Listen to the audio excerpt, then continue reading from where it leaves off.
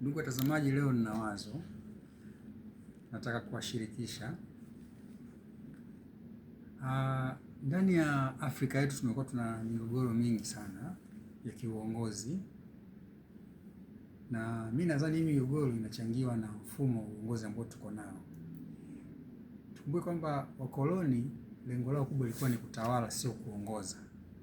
Kwa hiyo sasa walichokifanya wao, walitawala wakaondoka, na sisi Afrika tuliporisi, tulivyochukua nchi zetu baada ya ukoloni kuwa umekwisha, sheria nyingi tumezilisi, lakini hatukuzifanyia mabadiliko makubwa. Matokeo yake ni kama vile tumeshikilia zaidi mfumo wa kiutawala ambao uliasisiwa na wakoloni, sababu wakoloni lengo lao lilikuwa ni kutawala.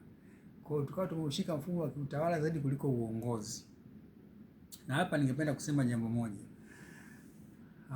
Nchi nyingi za Afrika ukiziangalia ziko kwenye presidential system, yaani zinatumia mfumo wa kiraisi, zinatumia rais, sio waziri mkuu. Lakini ukiangalia wakoloni wetu, watu kama Uingereza, ukiangalia Ujerumani ambao wana kansela, wanaona kwamba wana rais Ujerumani, lakini rais wao ni ceremonial, yaani hana zile government powers.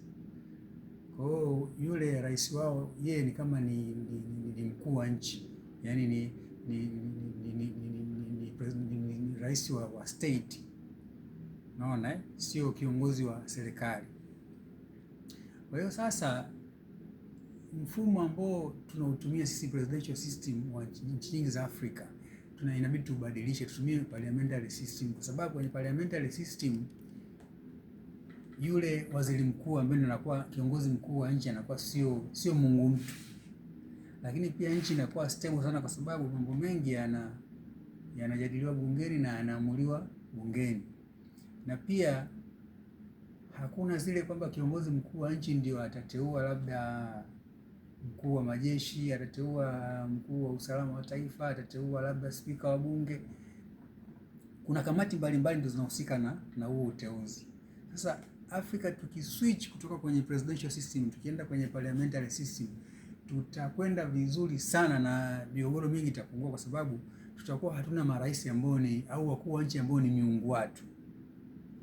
Na kwa sababu kiongozi mkuu wa nchi atakuwa ni waziri mkuu, anaweza kawa na naibu waziri na naibu waziri mkuu, lakini ukiangalia ni mfumo ambao kwanza kiongozi mkuu wa nchi anapata muda mwingi sana wa kujua mambo mengi yanayohusu nchi, kwa sababu anakuwa ni sehemu ya bunge, anahusika kwenye mijadala mbalimbali, anajifunza vitu vingi sana kutokea bungeni.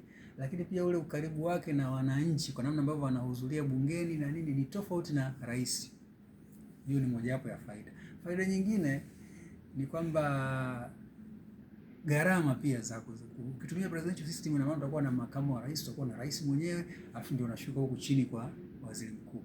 Lakini ukienda kwenye parliamentary system unakuwa na waziri mkuu labda na naibu waziri mkuu, kwa hiyo gharama zinakuwa ziko chini. Kwa hiyo wito wangu, ili kupunguza migogoro ya Afrika, switch, tuachane na presidential system, tuende kwenye parliamentary system. Na issue hapa ni kwamba hizi nchi za Afrika tubadilishe katiba zetu, kwa sababu ukiangalia nchi kama Scandinavia wanatumia parliamentary system, Norway, Sweden, kuna nchi zingine kama Canada, Japani wanatumia parliamentary system, India wanatumia parliamentary system, wana rais lakini ni ceremony. Kwa hiyo wakoloni wetu kama nilivyosema, Uingereza,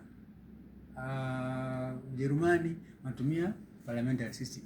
Na ukiangalia kama Uingereza wana miaka mitatu tu kwa waziri mkuu wao, yaani baada ya miaka mitatu aidha anaendelea au anachagua waziri mkuu mwingine. Kwa hiyo issue hapa ni mfumo wa uongozi, ni moja ya mzizi ambayo inabidi tuondoe Afrika, twende kwenye parliamentary system. Asanteni sana.